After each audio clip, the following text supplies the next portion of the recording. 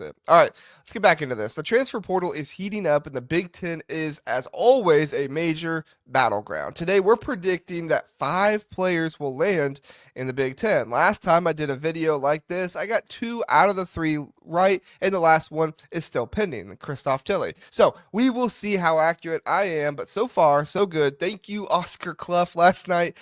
He made me right, but boy, am I scared because that dude is going to be a problem in the Big Ten. All right, let's break down the intel, explain the fits, and give my best guesses. Let's roll on to, first off, Zvonimir Ivisic, better known as Big Z. This 7'2" sophomore center from Arkansas hit the portal, and immediately all eyes turned to one place: Illinois. I even checked with my guy Sonny Verma from Locked On Illini, and he agrees that there seems to be a lean toward Illinois. You see, the twin brothers, Tomislav Ivisic is the twin brother. Tomislav Ivisic is already at Illinois, and he is an Illini, and the idea of Twin Towers combos in Champaign has fans absolutely buzzing. The Illinois camp would like to make this happen too. I can see them using Big Z alongside Big T for at least stretches of the game, creating a nightmare front court with size, length, shooting, and chemistry that's tough to match. Now, Big Z's got some draft history. He's declared twice already, which means he's withdrawn twice already. So next time he enters, he's gone for good. He cannot come back after that happens. That makes this portal move huge for his college legacy. He averaged 8.5 points per game, 4.3 rebounds, and 1.9 blocks at Arkansas. Plus, he hit 47 threes at a 37.6% clip. That is stretch big ability, fits perfectly with Brad Underwood's system, which loves versatile bigs who can shoot and pass. Pair him with Big T, and you've got a high-low game that could help dominate the Big Ten. But it's not a lock. Other schools have cash to throw around as well, and 7-footers who can shoot and pass don't grow on trees. So there's always the chance another program could swoop in, but the brother factor and Illinois' clear interest makes this my top prediction. I think Zvonimir Ivisic, Big Z, that's easier to say, lands at Illinois. Next, we've got Josh Dix, the Iowa transfer, who's currently On3's number 3 player in the On3 industry portal rankings. Boy, that son is terrible. I'll sit right here so don't mess it. The guy's visit schedule is a whirlwind. He wrapped up at Illinois, then he headed to Indiana with Xavier's Ryan Conwell. Both schools are in hot pursuit, and all indications show that his Illinois visit went really well. Dix is an elite an elite shooter that excels at coming off screens and is a better passer than some give him credit for. And at Illinois, he'd slot in as a major piece with their open roster spots.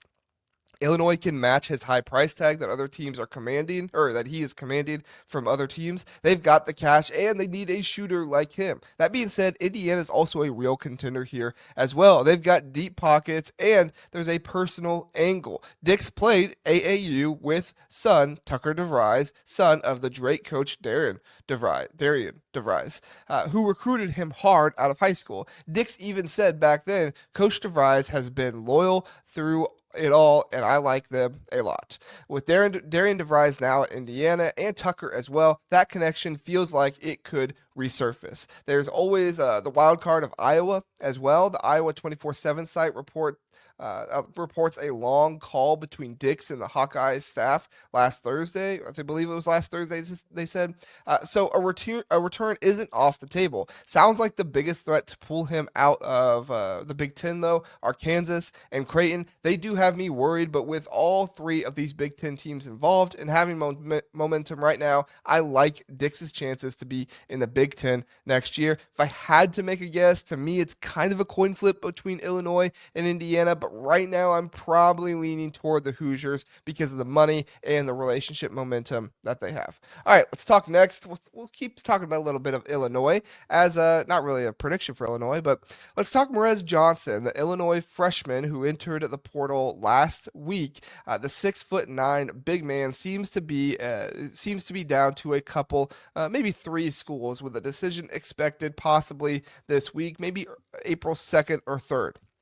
Right now, Michigan and Ohio State are the front runners for him, and it looks like he's staying in the Big Ten. The biggest threat outside the Big Ten here does seem to be Arkansas. Coach Calipari, Coach Cal, seems to be going more traditional big after moving away from Big Z. It sounds like the money from Arkansas could be below asking price, though, but Coach Cal is a big name who just got to the Sweet 16 in his first year. Cal also has a track record of getting guys to the NBA. They're pushing for a visit. So if that happens, I would probably back off my pick of either Ohio State or Michigan, but time will tell. Johnson's game is all about rebounding, tough defense. He's a high floor type of player, but he wants to expand beyond that down low role. Michigan's a great spot for that. Dusty May helped Danny Wolf's game a lot this past season. Johnson isn't Wolf by any means, but a clear example of helping expand a player's game is always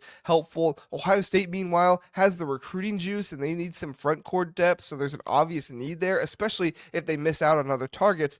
The buzz around college basketball right now is that the Buckeyes simply have money and they're going to spend it. Sounds like Morez is one that they are being very aggressive spending it on, but Diebler doesn't exactly have a sterling track record with developing big men, as fans roasted him. I mean, not just his fans, other fans roasted him for bringing in a five-star duo from front court and getting little out of them in Aaron Bradshaw and Sean Stewart. It's a close call and things can shift fast in the portal, but I think Michigan's system and their ability to match Ohio State's money if they want to edges out Ohio State's pitch. Michigan also has plenty of money, so they could match, and if they do, Johnson should most likely be a Wolverine in my mind. Johnson's development focus aligns with what the Wolverines can offer. Number 4 next is Jonathan Powell, a 6'6" freshman who's got Ohio State, North Carolina, and Ole Miss in the mix. Ohio State's my pick here, though, and here's why.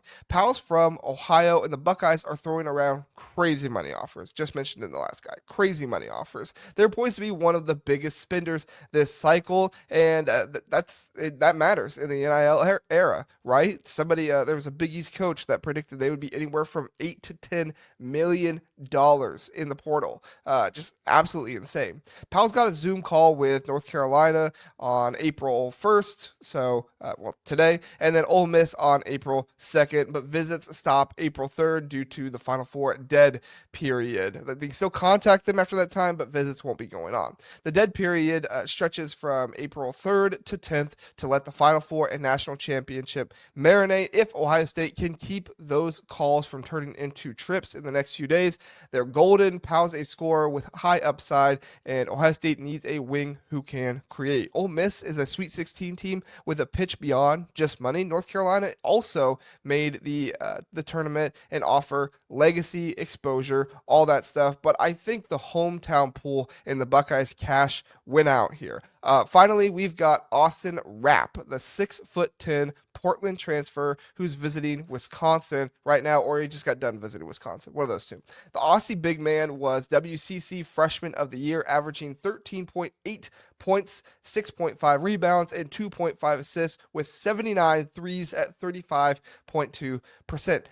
That's insane volume for a center, and that's why Greg Gard is targeting him to rebuild Wisconsin's front court after losing Stephen Crowell and Carter Gilmore. Rapp's a movement shooter who can stretch the floor and pass, perfect for Wisconsin's inside-out offense. He's got three years left.